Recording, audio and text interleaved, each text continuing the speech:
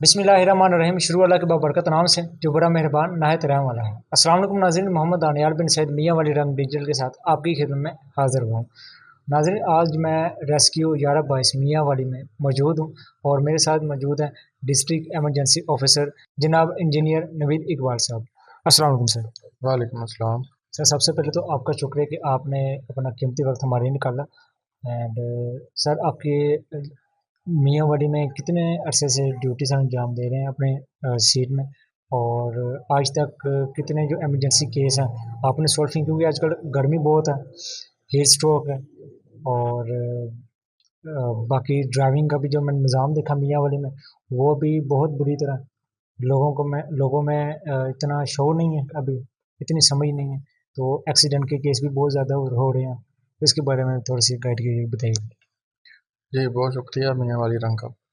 सबसे पहले तो ये कि मैं जो है वो मियाँ वाली में 4 साल से खिदमत सर अंजाम दे रहा हूँ, लेकिन रेस्क्यू मियाँ वाली जो है वो 2009 से लोगों की खिदमत कर रहा है।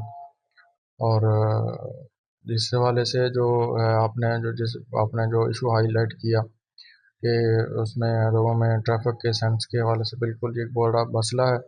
और सबसे बड़ा जो केस हम अपने जो एक्सीडेंट होते हैं उनका एनालिसिस करते हैं, तो सबसे बड़ा जो है वो मोटर बाइक हैं, जो कि अपना इसमें जिनके एक्सीडेंट होते हैं। और हमारी जो यंग जनरेशन है जो 20 साल से लेके 35 साल तक, वो सबसे ज़्यादा इन्वॉल्व है।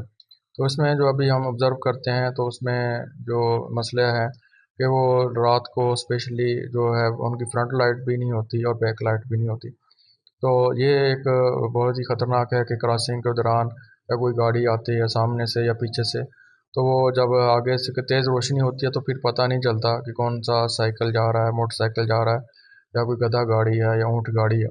तो इसलिए मैं ये तमाम अपने लोगों से जो मोटरसाइकिल इस्तेमाल करते हैं, मैं ये उनसे यही गुजारिश करूँगा कि अपनी फ्रंट लाइट को और बैक लाइट का इस्तेमाल, उसकी फंक्शनैलिटी को ये यकीनी बनाएं, और हेलमेट का इस्तेमाल करें, क्योंकि हेलमेट जो है वो हेड इंजरी से बचाने में मददगार है, मुआवन होता है।